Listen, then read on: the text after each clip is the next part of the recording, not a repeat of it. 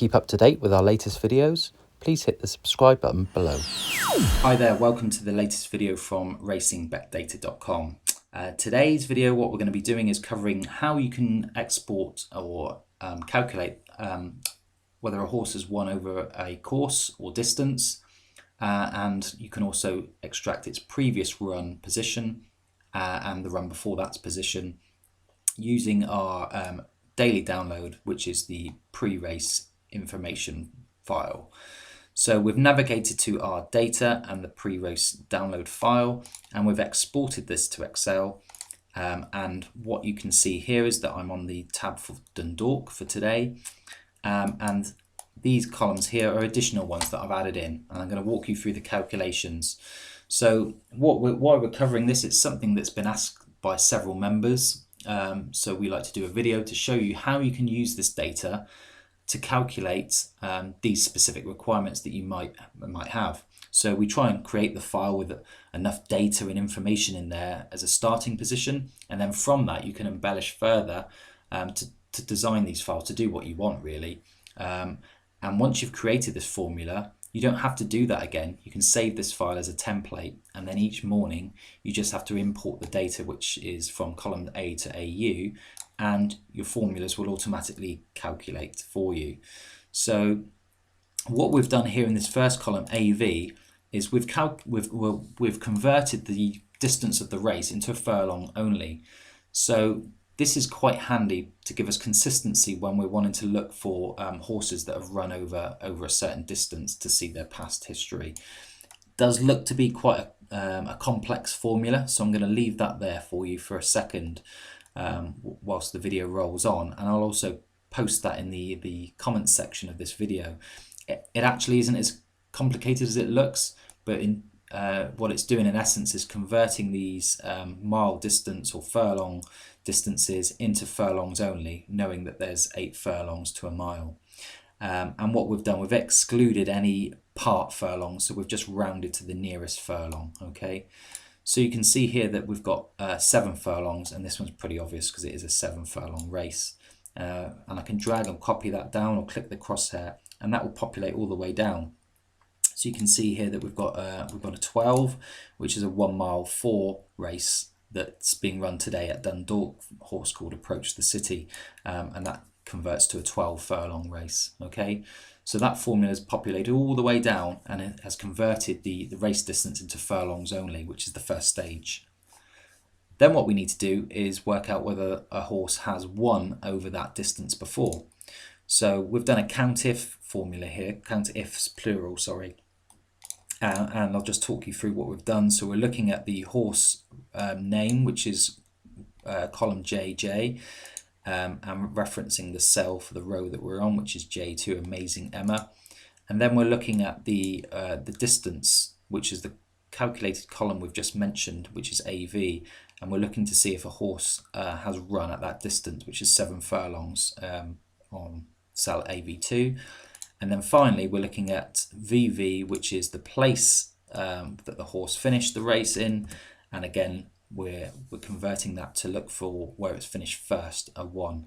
Now because that is a text column, and the reason for its text is because a horse can have alpha characters in that finishing position. So if it's pulled up, fell, unseated rider, for instance, there are alpha characters in there. So we've had to put brackets around that 1, okay, to convert that to see where it's finished first.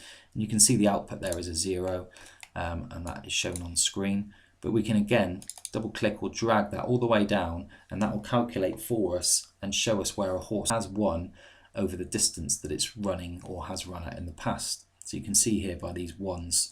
Now if we look at the horse Approach the City, and I'm just going to highlight this horse in yellow to highlight it for us for this video, you can see that this horse started off, its first race was over 8 furlongs, so a mile, you can see there. That's subsequently run, it's increased its distance to 9 furlongs and then to 10, and today it's running at 12 furlongs, so the longest it's run at, so 1 mile 4 as we've said, and it hasn't won over that distance. You can see that it has had 5 runs over 10 furlongs, which is a mile and 2 or mile and 2 and a bit, and it has had 1 win over that distance, but no wins over the distance it's running at today. So we can apply a filter to this column or to these columns to check for horses that have won over the distance they're running at today. Now, because this formula is fairly complex, it will slow down the conversion when we're putting a filter on. So we can freeze these formulas on this all but the top row by doing a copy and paste values. Okay, so that formula is maintained in the top row, so we can drag that down and use it again. But for all the other rows, it is frozen.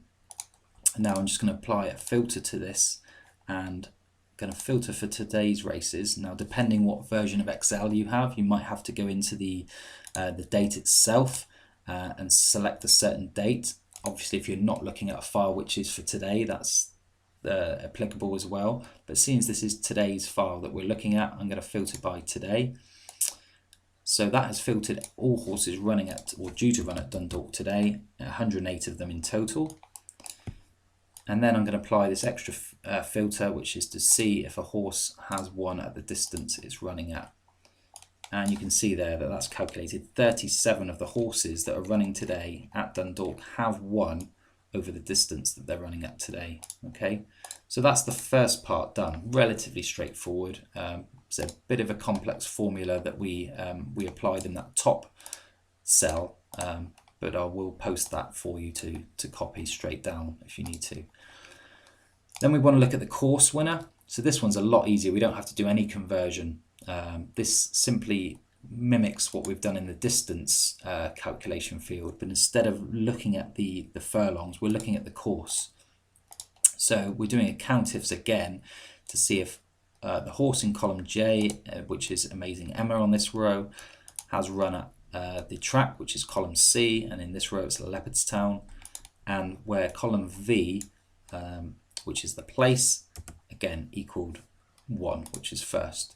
And again, we can drag that all the way down. I'm just going to remove this colouring from the horse that we looked at earlier, and double click the crosshair, and that populate all the way down. As you can see, it's calculating for us down the bottom there,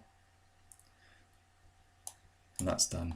And we can do the same again here, so we can remove all the formula from these cells. Now we have the calculation made and the data validated, and you can see here where there's a course winner. So again, let's look at Approach the City, because I can see that that one has won. So it's running today at Dundalk, and its last 5 previous runs were all at Dundalk.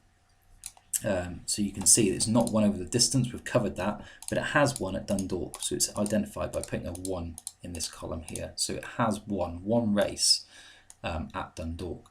So we can again then filter further. Let's look at today's races again. So we're going to put the today filter on, and we're going to look for a distance winner. So we're going to exclude 0, so it hasn't won at that distance, and we're going to look for a course winner, and again exclude 0. And this gives us a count of 28 horses. So we now have 28 horses that have won at least once over the distance they're running at today, and at least once over the track they're running at today, which is Dundalk. Okay, so really quite straightforward. You can see how you can do that in a couple of minutes once you have the formula in place.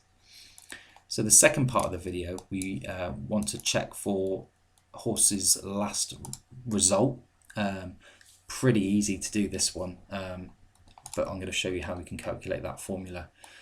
So we're going to look at Amazing Emma for today, and I've put here the last run. So we're going to check for its last result, and we just need to apply a bit of logic here, and we're going to reference this previous race column. Okay, so we're going to say if this is greater than 0, because if it was 0, it would be the horse's first run, so we obviously wouldn't be able to look at its previous race.